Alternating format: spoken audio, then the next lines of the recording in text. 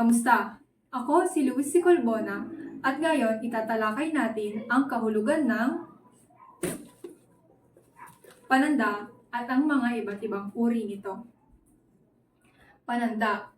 Ang pananda ay nang nagbabadya o nagsisilbing tanda sa gamit ng pambarilala ng isang salita sa loob ng isang pangungusap.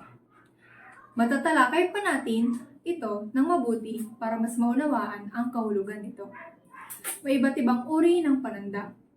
Ito ay ang panandang panlapi at panguulit, panandang panguri, pamandang pamilang, at panandang pantukoy.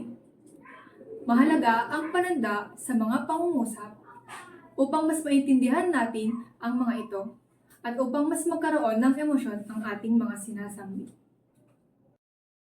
Ang una sa apat na uri ng pananda sa pagpaparami ng pangalan ay ang panandang pantukoy. Ang panandang pantukoy ay isang katagang laging nangunguna sa pangalan o panghalip na ginagamit na simuno o kagaganapang pansimuno o pang-uri o alinman sa dalawa. May dalawang uri ng panandang pantukoy. Una ay ang pantukoy na pambalana, pangalawa ay ang pantukoy na pantangi. Sa pantukoy na pambalana, ang mga salitang ginagamit dito ay ang at ang mga. Halimbawa, ang mga gamit ko ay kulay puti. Ang gandaan ng kasuotan niya. Ang mga damit sa tindahan ay maganda. Pangalawa ay ang pantukoy na pantangi.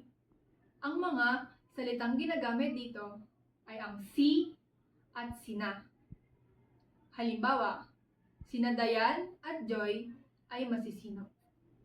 Si Dayan ay natutulog. Ang pangalawa ay ang panandang panlapi at pang-uulit. May tatlong uri nito. Una, inuulit ang unang pantig ng salita kung saan ang kayariang pantig ay patinig o katinig-patinig.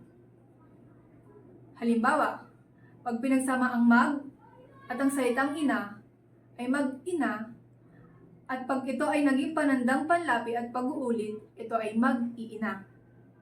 Halimbawa, ang mag-iina ay umalis na rito. Pangalawang uri, ito ay inuulit ang pi ng pantig ng salita kung saan ang kayarian ng pantig ng patinig-katinig.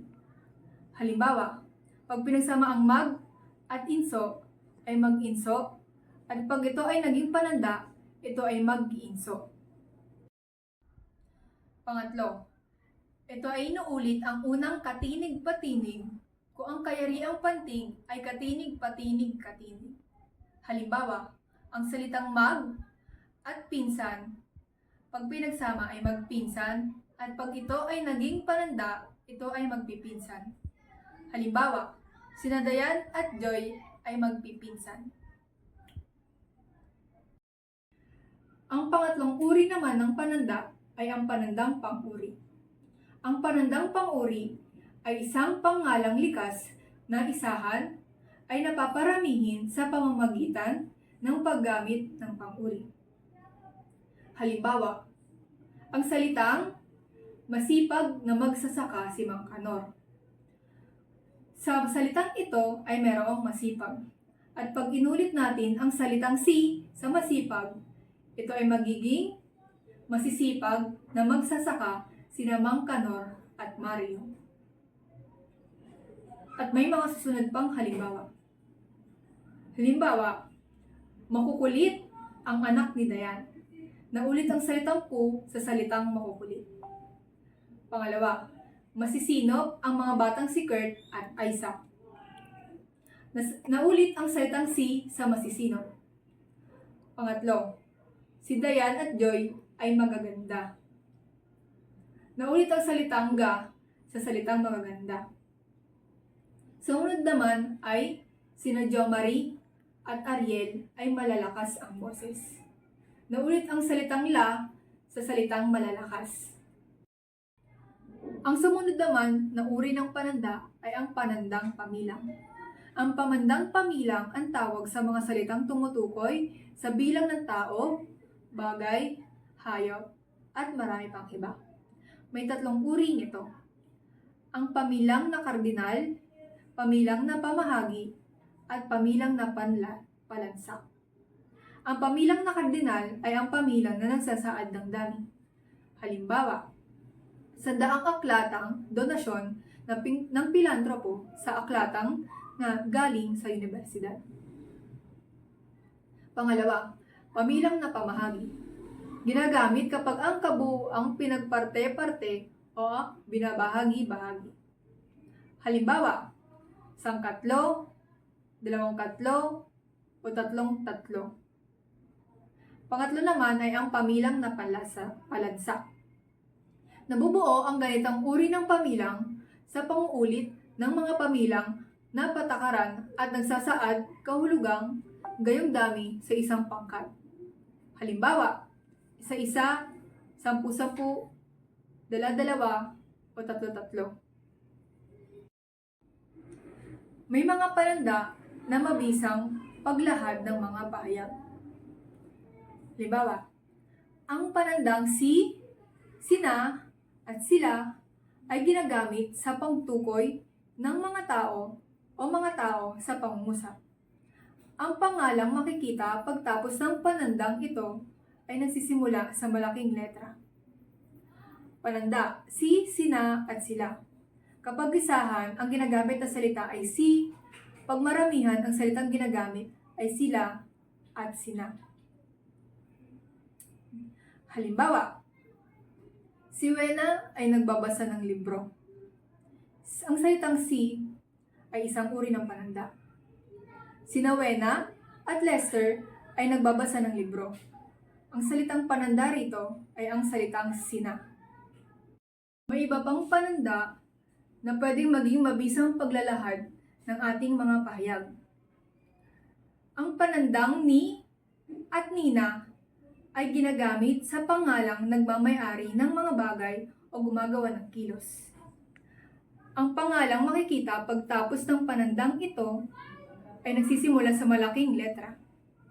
Para sa isahan, ginagamit natin ang salitang ni, at para sa maramihan, ginagamit natin ang salitang nina.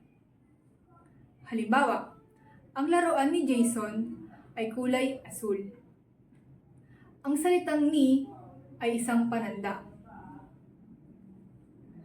Ang laruan nila Jason at Mark ay ang saranggola. Ang salitang nila ay isang uri ng pananda. Subukan natin ang iyong kaalaman. Sa loob ng 10 segundo, sambitin ang mga sumusunod na halimbawa kung ito ay salitang panandang panlapi at pag-uulit, panandang pang-uri, panandang pamilang, o panandang pantukoy. Una, 4 silang magkakapatid.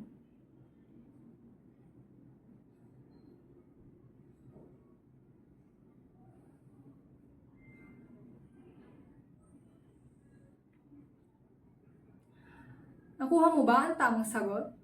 Ang tamang sagot ay panandang panglapi at pag-uulit. Pangalawa, 2 katlo lamang ang iyong isain.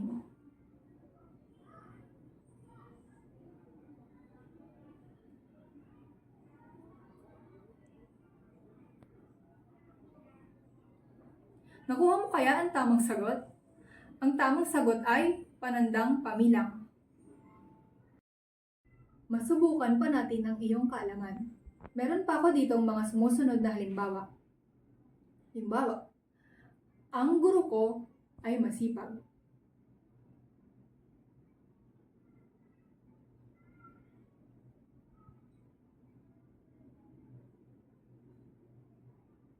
Nakuha mo kaya ang tamang sagot? Ang tamang sagot ay panandang pantukoy. Sumunod naman, dala-dalawa lamang ang maaaring pumasok sa loob.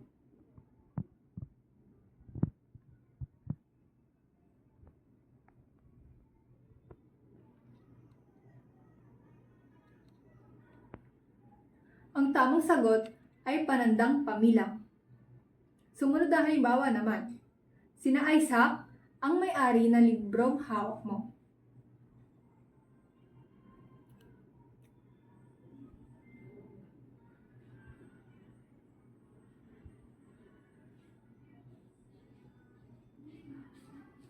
Ang tamang sagot ay panandang pagtukoy.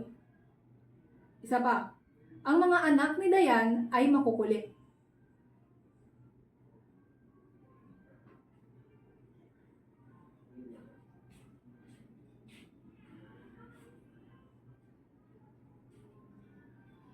Ang tamang sagot dito ay panandang pang-uri.